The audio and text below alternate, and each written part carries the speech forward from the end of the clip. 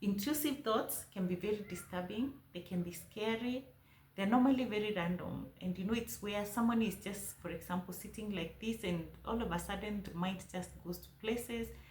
But the thoughts that are crossing the mind are basically not very good, mostly very negative, and that's why they come across as scary. They can be very depressing even for the person who is seeing them or who is going through that. And these intrusive thoughts have been one of the sources of anxiety in many people. And today, as we speak about intrusive thoughts, it's more to just allow us to understand what exactly are these kind of thoughts, where are they coming from, why are they there, what can we do about them? Because at the end of the day, we have to acknowledge that once they appear in our minds, they take us off our radar of proper thinking. We tend to think about them so much, and they can be very disturbing and very scary, and they can lead us to even do things that are not very good. There are various types of thoughts that we can call intrusive.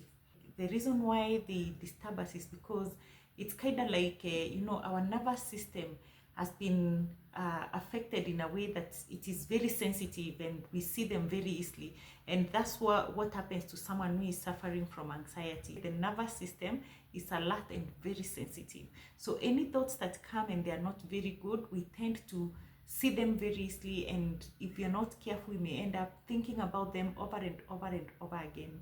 So what are some of these intrusive thoughts that you can think about or that can affect us? These thoughts include immoral things, thoughts that are we mostly feel like they are taboo, thinking things that you feel that you shouldn't have been thinking about them. Probably you're thinking about something about your parents that you feel you shouldn't be, that kind of thought should not be crossing your mind. Or it could be about your own child. So anything that you feel is a taboo. It could be about leadership. It's just something that you feel in a normal situation, someone should not be thinking about such. So when they come to mind, you keep asking, why is it that I keep thinking about this? Other thoughts that can be intrusive include now those of self-harm, where you're thinking about hurting your own self, doing things that are not good to yourself. And when that happens, it's very scary. Just imagining what you want to do to yourself. This is how even suicidal thoughts come in. And these are not very good thoughts. When they happen, they kind of tend to make us feel very scared of even of our own selves. We feel like we are no longer the same. We feel like we are like monsters, like somebody who is not a good person. So it's important to be able to acknowledge that yes, they are not good thoughts, and so we know they can come in that way. Sometimes when people have thought about, what if, for example, I was just running across and I was maybe hit by a vehicle, that's an intrusive thought and it's not a good thought. Other thoughts can come in form of sexual thoughts, where you think someone gets thoughts that are not good, maybe thinking of maybe activities that are not right, and by your social standing and culture and everything else, that such kind of thoughts are not good. Others can come in terms of just self-doubts, where you just feel like you're not good enough, you feel like you're not worthy of anything. All these thoughts are very negative, and the moment now they continually come into the mind and you keep thinking about them, they now become very disturbing. That's why you found a lot of people with these thoughts become clinically depressed, others become anxious, and at times, because the nervous system has been affected to an extent that it's very alert and sensitive, at times one has to go through medication. However, in this channel, what we're looking at is how to treat our heart and mind, to ensure that not through medication. When we say treat in this case, it's not really through medication. What we're looking at is where, as a person, you're aware that something is not okay. Just like the way you can be sick, you take yourself to the doctor, into the treatment room, so that you can get the medications and what you need.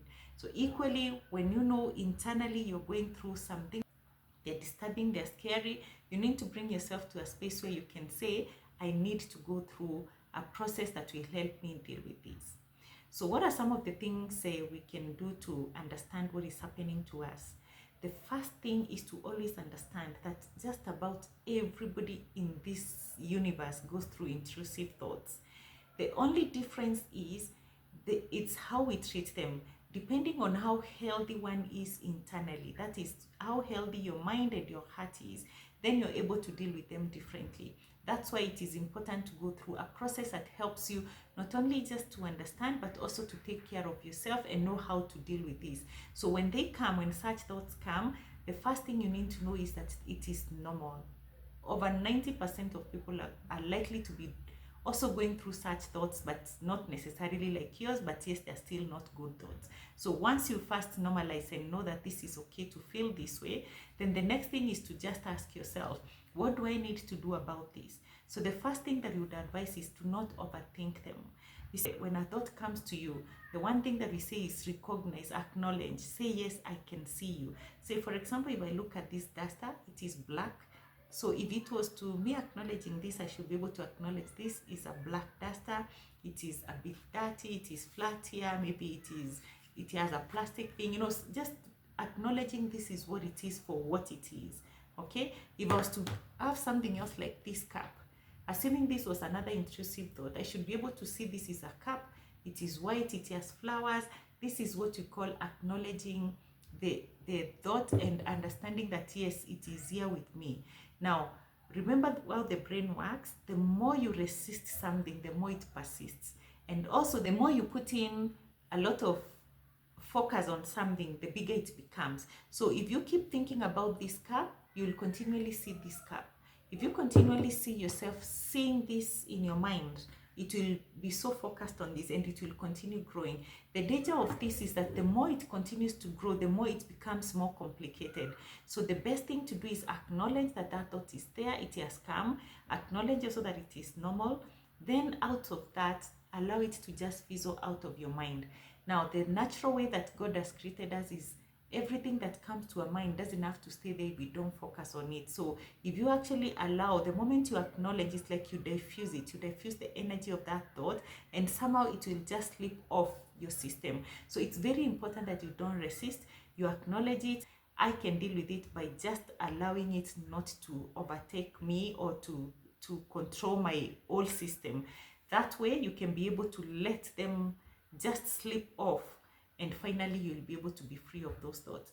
I know it's easier said than done, but that is the first thing that you can do for yourself. Remember, you can always go and see a doctor whenever you're not able to deal with such thoughts. You can be able to take you to the next level of treatment, which can be medical. But before you go there, I always advise, treat yourself, because you've got the ability, you've got the power, you've got everything it takes to be able to control your thoughts, to control your system, to control everything about you.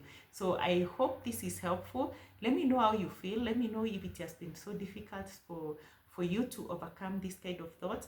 Let's see what you can do together here. But meanwhile, I really wish you all the best, and let's see you in the next video. Thank you.